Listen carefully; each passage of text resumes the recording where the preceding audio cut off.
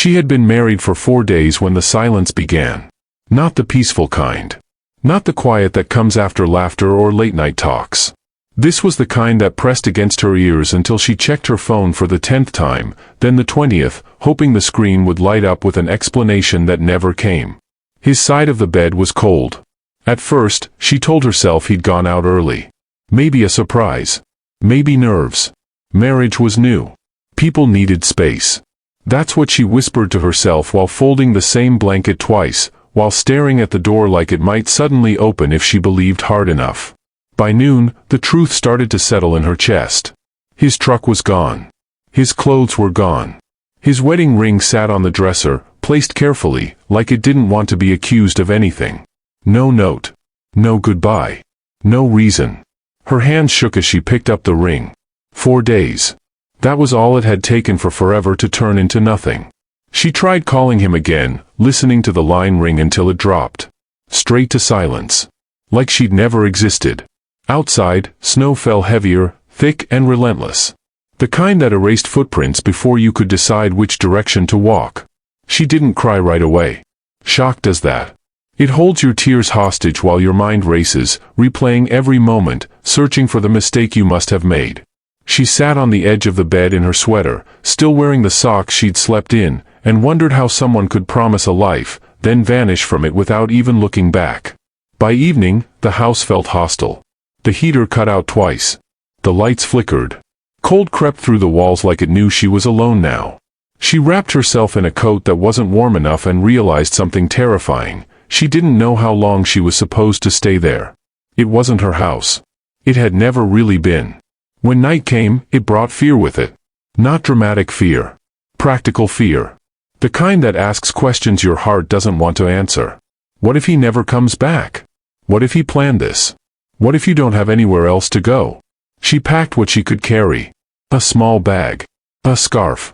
The wedding dress stayed behind, folded neatly, like proof she'd once believed in something foolish. Stepping outside felt like stepping into punishment. The cold hit her instantly, sharp and unforgiving. Snow swallowed the path almost as soon as she walked it. Each step away from the house felt heavier, not because she wanted to stay, but because leaving meant accepting the truth. She was abandoned. Her boots soaked through within minutes. Her fingers went numb. The world shrank to the sound of her breathing and the crunch of snow beneath her feet. She didn't know where she was going. She only knew she couldn't stay where she wasn't wanted. At some point, her legs started to tremble. At another point, she stopped feeling her toes. Panic crept in, quiet but deadly. This is how people disappear, she thought. Not loudly. Just slowly, quietly, until the cold wins. Then she saw it. A faint glow through the trees. Soft. Steady. Real. A cabin. Smoke curled from the chimney, thin but unmistakable. Light spilled from a single window, warm and golden against the endless white. She stopped at the edge of the clearing, afraid to hope. Afraid to knock. Afraid of being turned away again. She told herself she would rest for 1 minute. Just one. But her knees buckled. The door opened before she hit the ground. A man stood there, tall, solid, wrapped in layers meant for mountains, not weddings. His beard was dusted with snow, his eyes sharp but not cruel. He took one look at her and didn't hesitate. "You'll freeze out here," he said. "Not who are you. Not what happened. Not why are you here. Just truth." He stepped aside, holding the door open like it had never occurred to him to do anything else. Inside, warmth wrapped around her so suddenly it hurt. The smell of wood smoke and coffee filled her lungs. Her body gave up all at once, and she collapsed into the nearest chair, shaking hard now, the shock finally breaking. The mountain man draped a blanket over her shoulders. Thick. Heavy. Real. "You're safe," he said quietly. She wanted to believe him. God, she wanted to. As the fire crackled and the storm raged outside, she realized something that terrified her more than the cold ever had. This stranger had offered her more care in 30 seconds than her husband had in 4 days. And she had no idea how much her life was about to change. She woke to warmth she didn't recognize. For a moment, she thought she was still dreaming, back in a place where mornings didn't hurt. The fire crackled softly somewhere nearby. Light filtered through a small window, pale and gentle, touching the wooden walls like it had permission to be there. Her body ached. Not sharply. Deeply. The kind of ache that came from surviving something your mind wasn't ready to face yet. She sat up slowly, blanket slipping from her shoulders. It wasn't hers. Nothing here was. And yet, nothing felt threatening. The mountain man stood at the stove, back to her, moving with quiet confidence. Coffee steamed in a chipped mug. He wore the same flannel as before, sleeves rolled up, forearms strong and steady. He hadn't shaved. He hadn't changed. Like the night hadn't required him to become anyone else. "You're awake," he said, without turning. Not startled. Not curious. Just aware. "Yes," she replied, her voice hoarse. I'm sorry." He finally looked at her, brow furrowing slightly. "For what?" "For showing up." Her throat tightened. "For being trouble." He set the mug down and shook his head once. "You weren't trouble. You were cold. That was it. No judgment. No edge. Just fact." He handed her the mug, careful not to crowd her. "Drink. It'll help." She wrapped her hands around it, warmth seeping into her fingers. She hadn't realized how badly she needed that simple kindness until it was already working. "My name's Elias," he said, taking a step back. "You don't have to tell me yours if you don't want to." She hesitated. People usually asked first. Demanded details. Wanted a story they could weigh and decide whether it deserved help. "I'm Anna," she said quietly. "Okay," Elias replied. Like the name didn't change anything. Like it wasn't something he needed to analyze. Silence followed, but not the cruel kind. It sat between them without pressure. Elias returned to his routine, checking the fire, setting bread on the table. He moved like someone who had lived alone long enough to stop narrating his life for others. Anna watched him, unsure what to do with herself. Her instincts told her to explain. To justify why she was here. To make herself smaller so she wouldn't be a burden. That was how you survived people leaving, you gave them reasons not to. But Elias didn't seem to need any. "You can rest," he said, glancing at her. "Storm's not letting up today." She nodded, relief mixing with unease. Staying felt dangerous in a different way. Staying meant accepting help. And help always came with a price, didn't it? He must have sensed her hesitation. "No expectations," he added. "Just get warm." That afternoon passed slowly. Outside, snow buried the world in white silence. Inside, the cabin held steady, solid walls, simple furniture, nothing extra. Elias split wood by the door, cooked quietly, spoke only when necessary. Anna dozed by the fire, waking now and then with the sharp fear that she'd imagined all of it. Each time, Elias was still there. The fire still burned. The door was still closed against the cold. By evening, her body had stopped shaking. Her mind hadn't. She finally spoke when he set a bowl of stew in front of her. "You didn't ask what happened." Elias shrugged. "Didn't seem like the right time." "And if I never tell you?" "Then I won't know," he said simply. "But you'll still eat." Something in her chest tightened. Not pain. Something gentler. Something unfamiliar. After dinner, she helped wash the dishes without being asked. Their hands brushed once, brief, accidental. She flinched out of habit. Elias noticed. "Hey," he said softly, stepping back immediately. "You're safe here." The words landed carefully. He didn't say with me. He said here. Like safety was a place, not a claim. That night, he showed her the spare room. Clean sheets. Another blanket. No lock on the door, but no reason to want one either. "If you need anything," he said, stopping at the doorway, "I'm down the hall." She nodded. "Thank you." He hesitated, then added, "I won't come in unless you ask." The door closed gently behind him. Anna sat on the edge of the bed long after, listening to the wind batter the cabin. She thought about the house she'd left. The man who had disappeared. The life that had ended without ceremony. And she thought about this stranger who had offered her shelter without a single condition. For the first time since the wedding, she slept through the night. Not because the pain was gone, but because it wasn't chasing her. Morning came softly, without alarms or urgency. Pale sunlight slipped through the cabin window, resting on the wooden floor like it belonged there. Anna woke slowly, disoriented for a second, then remembered, snow, the cabin, the mountain man who asked no questions. For the first time in days, her chest didn't tighten in panic. She dressed quietly and stepped into the main room. Elias was already awake, sharpening a knife at the table, movements calm and deliberate. He looked up, gave a small nod. "Morning." "Morning," she replied. No awkwardness. No pressure. Just two people sharing the same space. Breakfast was simple, eggs, bread, coffee, but it felt grounding. Elias ate without rushing, eyes occasionally drifting to the window, as if checking on the mountain like it was an old friend. Anna noticed how comfortable he was with silence. Not empty silence.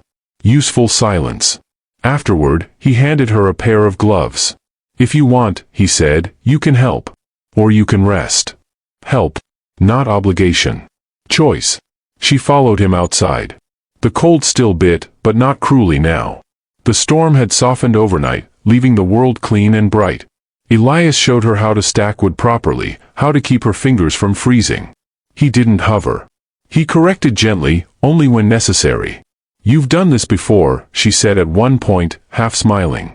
"Every winter," he replied. "Mountains don't care if you're tired." She understood that kind of indifference. It felt familiar. Over the next few days, a rhythm formed. Coffee at sunrise. Quiet work. Meals that tasted better than they should have. Long stretches where no one asked her to explain herself. Anna found her shoulders lowering, inch by inch, like her body was finally believing she wasn't about to be pushed out the door again. One afternoon, while folding laundry near the fire, Elias spoke without looking at her. "You don't have to stay." The words startled her. "I know. I just want you to know it's a choice," he added. "Not a debt." She swallowed. "Thank you." That night, she told him a little of the truth. Not everything. Just enough. 4 days married. Promises spoken too easily. A goodbye that never came. She didn't name the man. She didn't describe the humiliation. She spoke like someone recounting weather, brief, careful, distant. Elias listened without interruption. When she finished, he nodded once. "That wasn't your fault," he said. The certainty in his voice cracked something open. People had told her that before. But they always sounded like they were trying to convince her. Elias sounded like he was stating a fact. As days turned into a week, Anna noticed things about him. How he paused before entering rooms. How he kept his distance unless she closed it herself. How he never raised his voice, even when tools slipped or would split wrong. "You live alone?" she asked one evening. "Yes." "By choice?" A pause. "At first. Then by habit." She recognized that answer. It was how loneliness learned to disguise itself. The first time she laughed, really laughed, it surprised them both. Elias looked up from the table, brows lifting slightly, like he hadn't expected that sound in his cabin. The moment passed, but something shifted. Trust, she realized, didn't arrive all at once. It arrived quietly, the way warmth did after a long winter. One evening, as snow fell again outside, Anna sat by the fire and realized she hadn't checked her phone all day. The thought startled her more than the cold ever had. She wasn't waiting anymore. And that scared her almost as much as it comforted her. Because healing meant admitting the past no longer owned every breath she took. Elias added another log to the fire. "Storm's coming back tonight," he said. "But we'll be fine." "We." The word lingered in the air, unspoken but heavy with meaning. Anna looked at the flames and understood something she hadn't allowed herself to feel yet. This place wasn't just shelter. It was becoming home. And home was the one thing she hadn't planned on finding again. The knock came on the 4th morning after the snow stopped. It was soft. Polite. The kind of knock that pretended it had a right to be answered. Anna froze where she stood, a mug halfway to her lips. The sound echoed through the cabin, louder than it should have been, like it carried memory with it. Her heart reacted before her mind could. Tight. Fast. Familiar. Elias was already moving. He didn't rush. He didn't panic. He crossed the room with the same calm he used to split wood, placing himself naturally between Anna and the door. His hand rested on the frame, not opening it yet, just grounding himself. "Did you invite someone?" he asked quietly. She shook her head, barely able to speak. Another knock. Firmer this time. Elias glanced back at her. One look was enough. He saw it, the fear she hadn't let herself feel for days. The way her shoulders drew in, like she was bracing for blame. "Stay here," he said gently. He opened the door just enough to block the view inside. A man stood on the porch, city clean against the mountain cold. His coat was too thin. His shoes already damp. His eyes flicked past Elias, searching. "Is Anna here?" he asked. The sound of his voice hit her like ice water. Her husband. 4 days married. Weeks vanished. And now he stood at the edge of the only place she felt safe, acting like he hadn't erased her without a word. Elias didn't move aside. "You should leave." The man frowned, offended by the refusal. "This is between me and my wife." "She's not your wife," Elias replied, voice steady. "And she's not speaking to you." Anna found her voice then, thin but real. "Why are you here?" The man's eyes snapped to her. Relief crossed his face, quick, selfish. "Anna. There you are. You scared me." The lie burned. "You left," she said. "You didn't even explain." He sighed, like she was unreasonable. "I panicked. It was a mistake. We rushed things. I needed space." "Space?" Her hands shook. "You disappeared in the middle of winter." Elias stepped closer to the doorframe, presence solid. "You've said enough." The man bristled. "This doesn't concern you." "It does," Elias said calmly. "Because she's here by choice. And you're not welcome." For a moment, anger flared in the man's eyes. Then calculation. He softened his tone, turning back to Anna. "Come home. We'll talk. We can fix this." Fix it. Like broken promises were furniture you could rearrange. Anna felt the old pull, the instinct to smooth things over, to carry blame so no one would be upset. But something had changed. The mountain had done its quiet work. So had Elias. "I'm not coming," she said. The man scoffed. "You can't seriously be staying with him." Elias didn't react. Anna did. "I'm staying where I'm safe," she said. "Where I'm not abandoned." Silence fell, thick and cold. The man's jaw tightened. "You'll regret this." Elias leaned forward slightly, not threatening, just unmovable. "You're done here." The man looked at him, then at Anna, realizing something he hadn't expected. She wasn't alone anymore. With a final glare, he turned and trudged down the steps, boots crunching in the snow. The road swallowed him the way it should have the first time. Elias closed the door and slid the bolt into place. Anna's legs gave out. She sank into the chair, breath coming fast now that the danger had passed. Elias crouched in front of her, keeping distance but close enough to matter. "You don't have to be strong," he said. "Not right now." Tears came then, not loud, not dramatic. Just relief pouring out of a place that had been clenched too long. "I thought he still owned me," she whispered. Elias shook his head. He never did. Outside, the wind moved through the trees, carrying the past away inch by inch. Inside, Anna realized something important. The mountain hadn't just given her shelter. It had given her the strength to say no. The cabin felt different after he left. Not quieter, just honest. Anna sat by the fire long after the door had been bolted, hands wrapped around a mug that had gone cold. The past had finally shown its face and failed to take anything from her.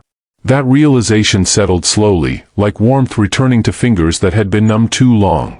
Elias stayed nearby, not hovering, not retreating. Present in the way that mattered. "You didn't have to do that," she said eventually. "You didn't owe me protection." He considered her words. "I didn't do it because I owed you," he replied. "I did it because I chose to." Choice. The word landed gently, and stayed. That night, nothing dramatic happened. No confessions. No promises. Just dinner cooked together, the clink of plates, the soft sound of wind against the walls. It felt ordinary. And after everything she'd survived, ordinary felt extraordinary. Days passed. The snow thinned. Paths reappeared. The world beyond the mountain opened again. Anna knew what that meant. One morning, she stood at the window with her packed bag at her feet. Not because she had to leave, but because she finally could. Elias watched from the table, hands folded, saying nothing. He had never trapped her here. He never would. "I think," she said slowly, "that I could go now." He nodded once. "You could." Silence stretched. Not painful. Just heavy with meaning. "But I don't want to," she added. His breath caught, just slightly. "I don't want to run anymore," she continued. "And I don't want to stay out of fear, either. I want to stay because this is where I healed." Elias stood then, careful, like sudden movement might scare the moment away.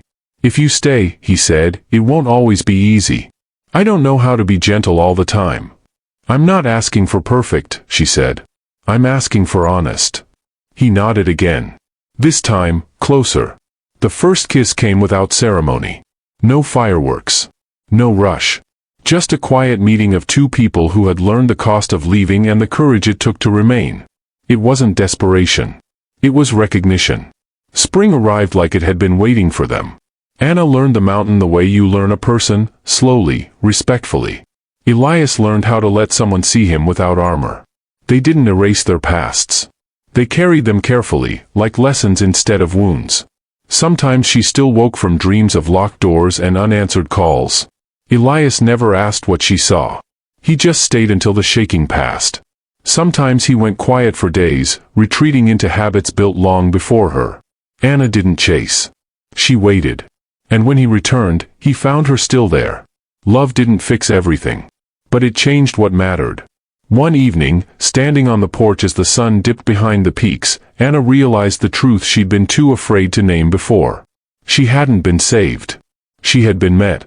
Met with patience. With steadiness. With a door that opened in the cold and never slammed shut again. For days of marriage had broken her. A mountain man who asked no questions. Gave her a lifetime she never saw coming. And for the first time, staying didn't feel like survival. It felt like home.